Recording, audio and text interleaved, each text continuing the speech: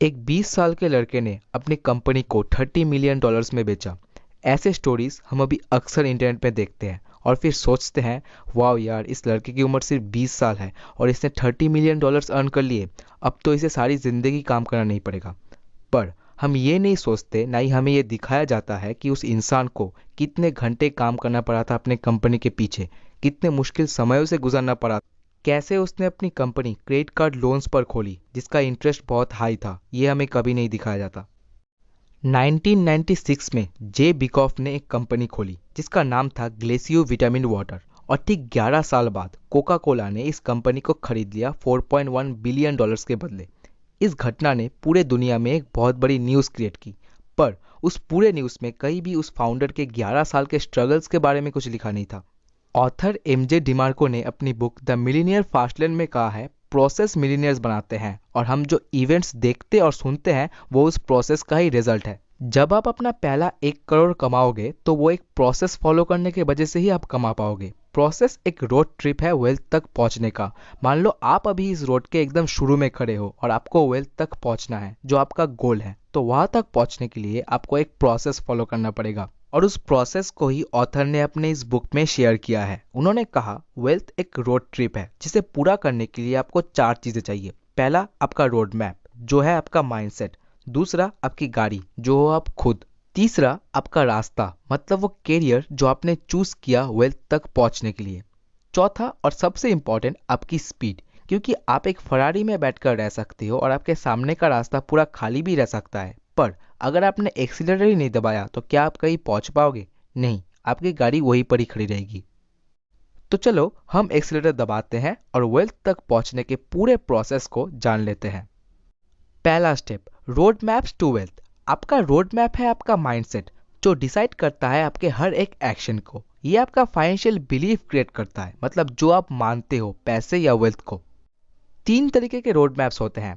पहला, साइडवर्क। इस माइंडसेट के लोग सबसे ज्यादा पाए जाते हैं। इनका मानना है जितने मजे करने हैं आज ही कर लो, पता नहीं कल हो ना हो। ये लोग इंस्टेंट ग्रेटिफिकेशन में विश्वास रखते हैं। इनका कोई फाइनेंशियल डेस्टिनेशन या गोल नहीं होता। इनका प्लान है कुछ प्लान ना करना, जो भी है जैसा भी सब कुछ चल रहा है वैसे ही चलने देते हैं बस। इनका वेल्थ इक्वेशन है इनकम प्लस डेट, मतलब ये वेल्थ समझते हैं अपने कमाए हुए पैसे और लोन में लिए हुए पैसे को, और इसे शो ऑफ की चीजें खरीदने में स्पेंड करते हैं। दूसरा आता है स्लो लेन। नाउ ये वो माइंडसेट है जिसपे हम सभी को ट्रेन किया जाता है बचपन से। हमारे पेरेंट्स, टीचर्स, रिलेटिव्स सभी हमें हमेशा कहते हैं, बेटा स्कूल जाओ, अच्छे मार्क्स लाओ, अच्छी कॉलेज में एडमिशन लो, डिग्री हासिल करो, फिर कोई बहुत अच्छी सी जॉब करो और अपने कुछ पैसे म्यूचुअल फंड में इन्वेस्ट करो, और जब तक तुम रिटायर होगे तब तक तुम बहुत अमीर बन जाओगे। ये एक बहुत ही खराब प्लान है, क्योंकि यहाँ आपका अमीर बनना कुछ ऐसे चीज़ों पर डिपेंडेंट है जिनके ऊपर आपका कोई कंट्रोल नहीं है। और सपोज इस प्लान को फॉलो करके आप अमीर बन भी गए 50 साल बाद, तो क्या आप तभी अपने वेल्थ और फ्रीडम का मजा वैसे उठा पाओगे जैसा कि आप अभी अपने गोल्डन ईयर्स में उठा पाते? नहीं। पर ये लोग डिलेड ग्रेटिफिकेशन में ही विश्वास रखते हैं। स्लो लेनर्स का वेल्थ इक्वेशन है जॉब प्लस मार्केट इन्वेस्टमेंट। इन दोनों को ही वो कंट्रोल नहीं कर सकते। आप ही सोचो, आपके दोस्त राहुल को अगर उसके कंपनी ने आज निकाल दिया तो क्या वो उनके अगेंस्ट कुछ कर पाएगा? या स्टॉक मार्केट अगर डाउन चल रहा है तो सनी, जिसने अपने बहुत सारे पैसे इन्वेस्ट किए थे, वो किसको दोष देगा? तीसरा है फास्ट लेन। कम उम्र में बहुत जल्दी अमीर बनने का रास्ता है ये फास्ट लेन। फास्ट लेन एक ऐसा रास्ता है जिसमें चल के आप 5-6 सालों में ही बहुत ज्यादा अमीर बन सकते हो। पर कैसे, वेल यही हम जानेंगे आगे के पूरे वीडियो में। अभी सिर्फ इतना समझो, फास्ट लेन है वेल्थ तक पहुंचने का शॉर्टकट, एक बिजनेस और लाइफस्टाइल स्ट्रेटेजी जहां सब कंट्रोल आपके हाथों पर ही रहता है। आप डिसाइड करते हो आप अमीर बनोगे, बिजनेस बिल्ड करोगे, लोगों को वैल्यू दोगे। फास्ट लेनर्स का वेल्थ इक्वेशन है net profit plus asset value. चलिए एक अमेजिंग स्टोरी से समझ लेते हैं फास्ट लेन और स्लो लेन के बीच का बड़ा डिफरेंस। इजिप्ट के एक बहुत बड़े राजा थे जिन्होंने एक दिन अपने 2 भतीजे चूमा और अजूर को बुलाया। दोनों की ही उम्र 18 साल थी। ध्यान से सुनना। राजा ने उन दोनों को कहा, तुम्हें एक एक पिरामिड बनाना पड़ेगा इजिप्ट को सम्मान देने के लिए, और उसके पूरे होने के बाद मैं तुम लोगों को राजा बना दूंगा। इतने पैसे दूंगा, इतने ऐशो आराम दूंगा कि तुम्हें पूरी जिंदगी कभी भी कुछ काम करना ना पड़े। पर शर्त यह है कि तुम्हें पिरामिड्स अकेले बनाने पड़ेंगे। इसके बाद अजूर ने फट से अपना पिरामिड बनाने का काम शुरू कर दिया। उसने भारी भारी स्टोन्स लाए और 1 साल के कड़ी मेहनत के बाद अपने पिरामिड का फाउंडेशन बना लिया। वही दूसरी तरफ चूमा का जमीन अभी भी खाली पड़ा था जहां उसे अपना पिरामिड बनाना था। ये बात अजूर को हैरान लगी। वो चूमा के घर गया और उसने देखा चूमा एक अजीब सा मशीन बना रहा है। उसने उससे पूछा, तुम क्या कर रहे हो? चूमा ने कहा, मैं अपना पिरामिड बना रहा हूँ। ये सुनकर अजूर हंस के वहां से चला गया। उसे लगा चूमा बेवकूफ है, वो सिर्फ अपना समय बर्बाद कर रहा है। फिर उसने जाकर अपने पिरामिड का काम फिर से शुरू कर दिया, पर अभी उसे काफ़ी मुश्किल में पड़ना पड़ा क्योंकि स्टोन्स बहुत भारी थे और उन्हें सेकंड लेवल में उठाना बहुत मुश्किल हो रहा था अजूर के लिए। इसलिए उसने ट्रेनिंग ली अपने आप को और शक्तिशाली बनाने के लिए। ऐसे करते करते 3 साल हो गए और अजूर को लगा अभी उसका भाई चूमा कभी भी उसकी बराबरी में नहीं आ सकता क्योंकि उसने अभी तक एक भी स्टोन नहीं लगाया था। पर ऐसे ही एक दिन जब अजूर उन भारी स्टोन्स को लगा रहा था, उसने दूर बहुत आवाज सुनी जो चूमा के जमीन की तरफ से आ रहा था। वो वहां गया और उसने देखा चूमा एक 25 फुट की बड़ी मशीन लेकर आया है जो बहुत ही आसानी से भारी स्टोन्स को उठा रहा था। ये है स्टोरी का सबसे अमेजिंग पार्ट। देखो, जहां अजूर को अपना पिरामिड का फाउंडेशन बनाने में 1 साल लग गया, वह चूमा के मशीन ने वो काम 1 हफ्ते में कर दिया। उसकी मशीन 30 गुना ज्यादा तेजी से सब काम कर रही थी। 40 दिन में उस मशीन ने उतना काम कर लिया जिसे करने के लिए अजूर को 3 साल कड़ी मेहनत करनी पड़ी थी। पर फिर भी अजूर को कुछ समझ में नहीं आया। उसे लगा उसे और स्ट्रांग बनना होगा। उसने और मेहनत शुरू की जहां चूमा का मशीन सब काम बहुत आराम से कर रहा था। बस फिर 8 साल में चूमा ने अपना पूरा पिरामिड बना लिया और राजा ने अपना वादा रखा। चूमा को अपने पूरे जिंदगी में कभी भी और काम करना नहीं पड़ा। जहां दूसरी तरफ अजूर 40 साल तक लगातार अपना वो एक ही काम करते करते उसे पूरा करने के बस 2 लेवल पहले ही हार्ट अटैक में मर गया। अभी हमने क्या समझा इस पूरे स्टोरी से? यह अजूर है जिसका माइंडसेट स्लो लर्नर जैसा है, जिसने अपनी सारी जिंदगी मेहनत की इस होप में कि इसके बाद उसे बहुत ज्यादा अमीरी मिलेगी, पर आपने देखा क्या हुआ उसके साथ। दूसरी तरफ था चूमा जो फास्ट लर्नर्स वाली माइंडसेट रखता था। उसने सबसे पहले बहुत मेहनत करके एक सिस्टम क्रिएट किया जो उसके लिए काम कर सके। फास्ट लर्नर्स की यही बात उन्हें स्लो लर्नर्स से अलग करती है। जहां स्लो लर्नर्स एक जॉब में अपनी सारी जिंदगी बिता देते हैं, वहां फास्ट लर्नर्स एक बिजनेस सिस्टम क्रिएट करने के पीछे मेहनत करते हैं जो आगे उनके लिए काम करे और वो पूरी तरह फ्री हो जाए सब काम से।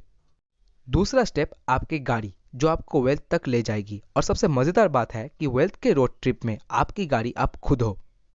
आपको अपने गाड़ी को पहले थोड़ा मेंटेन करना पड़ेगा ताकि आप अपने डेस्टिनेशन वेल्थ तक अच्छे से पहुंच जाओ। ऑथर ने गाड़ी के कुछ पार्ट्स के बारे में कहा है, जिसमें पहला है इंजन।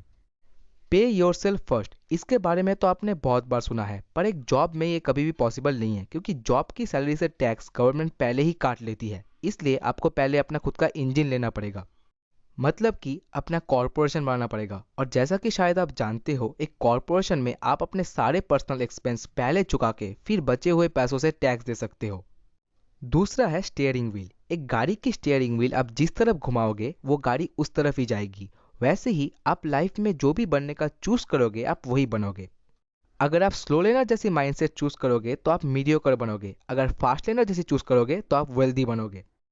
तीसरा है विंडशील्ड। दोस्तों, आपकी माइंड है आपकी विंडशील्ड। और आपने देखा है ना, गाड़ी के विंडशील्ड में एक वाइपर लगा रहता है जो उसे साफ करता है। वैसे ही हमारा माइंड मतलब विंडशील्ड अक्सर हमारे पास्ट फेलियर्स, सेल्फ डाउट और लोगों के बातों से गंदा हो जाता है, जिसे हमें साफ करना होगा आगे का रास्ता देखने के लिए। चौथा, फ्यूल। एक गाड़ी के लिए फ्यूल की इंपॉर्टेंस जितनी है उतनी ही इंपॉर्टेंट है आपके लिए आपका समय। ऑथर कहते हैं समय सब एसेट्स का राजा है। पैसों की वैल्यू कुछ भी नहीं है समय के सामने, इसलिए इसे पूरी अच्छी तरह यूज करो, जो आप सभी अभी कर रहे हो। पांचवा है ऑयल। आप सभी जानते हो गाड़ी के इंजन में ऑयल दिया जाता है ताकि वो स्मूथली फंक्शन करे। वैसे ही आपको लाइफ में वेल्दी बनने के लिए या बिजनेस अच्छे से करने के लिए अपने लर्निंग को हमेशा कंटिन्यू रखना पड़ेगा। ऑथर कहते हैं आपकी लर्निंग स्टार्ट होती है कॉलेज ग्रेजुएशन के बाद। तीसरा स्टेप, आपका रास्ता। देखो, वेल्थ तक पहुंचने के दो रास्ते हैं, पहला है जॉब, दूसरा है बिजनेस। जॉब वाला रास्ता स्लो लर्नर्स चूज करते हैं, जिसके आखिर में आपको वेल्थ मिलेगी कि नहीं वो काफ़ी सारे बातों पर निर्भर करता है जिसे आप कंट्रोल कर भी नहीं सकते। इसलिए बहुत ज़्यादा वेल्थ कम उम्र में हासिल करने का सिर्फ एक ही रास्ता है, वो है बिजनेस। नाउ सभी बिजनेस एक तरीके के नहीं होते। कुछ बिजनेस होते हैं जो बहुत ज़्यादा प्रॉफिटेबल होते हैं और बाकी कुछ ज़्यादा दिन टिक ही नहीं पाते। इसलिए ऑथर ने बिजनेस स्टार्ट करते समय लॉ ऑफ इफेक्शन को फॉलो करने के लिए कहा है, जहां बोला जाता है मिलियंस कमाने के लिए आपको मिलियंस लोगों को वैल्यू प्रोवाइड करना पड़ेगा और इसे करने के 5 कमांडमेंट्स हैं। Commandment number 1, need. कोई भी बिजनेस जो लोगों के किसी एक नीड को पूरा करता है वो बिजनेस जीतता है। लोग आपके बिजनेस में तभी इंटरेस्टेड होंगे जब आप उनकी किसी एक नीड को पूरा करोगे, ना कि सिर्फ अपने नीड के बारे में सोचोगे। Commandment number 2, entry. किसी भी बिजनेस को सक्सेसफुल बनाने के लिए उसके आगे एक एंट्री बैरियर होना चाहिए ताकि कोई भी उसे फट से कॉपी ना कर सके। और आपको भी हमेशा किसी के बिजनेस को पूरा कॉपी करना नहीं चाहिए, नहीं तो कमांडमेंट नंबर 3 को लेकर आपको प्रॉब्लम होगी, जो है कंट्रोल। जब आप दूसरों को ज़्यादा कॉपी करते हो तो आपका कंट्रोल उस इंसान के पास चला जाता है और आप उसके अकॉर्डिंग ही सब कुछ करते हो। Commandment number 4, scale. ऐसा बिजनेस करो जहां आपको स्केलेबिलिटी को लेकर कोई इशू ना हो। फॉर एग्जांपल, अगर आपने अपने लोकल एरिया में एक कपड़े की दुकान खोली तो उसे आप ज़्यादा स्केल नहीं कर सकते, पर वही पर अगर आपने वो कपड़े अमेजोन में एक डीलर के रूप में बेचे तो उसे आप वर्ल्ड वाइड स्केल कर सकते हो। Commandment number 5, time. ये सबसे इंपॉर्टेंट है आपको समझना, क्योंकि ऑथर ने कहा है अगर आपके बिजनेस को आपका समय चाहिए तो वो एक बिजनेस नहीं, आपकी जॉब है। क्योंकि रियल बिजनेस में उनके ओनर को अपना समय देना नहीं पड़ता, उनका बिजनेस उनके बिना भी चल सकता है, पर इसके लिए आपको चीज़ों को पहले ऑटोमेट करना पड़ेगा, एक मनी मेकिंग सिस्टम बनाना पड़ेगा जो आपके बिना भी चल सके। जो करने का सबसे अच्छा उपाय है कोई इंटरनेट बिजनेस स्टार्ट करना, और उस पर पहले कुछ साल आपको ही काम करना पड़ेगा क्योंकि सिस्टम बिल्ड होने में समय लगता है।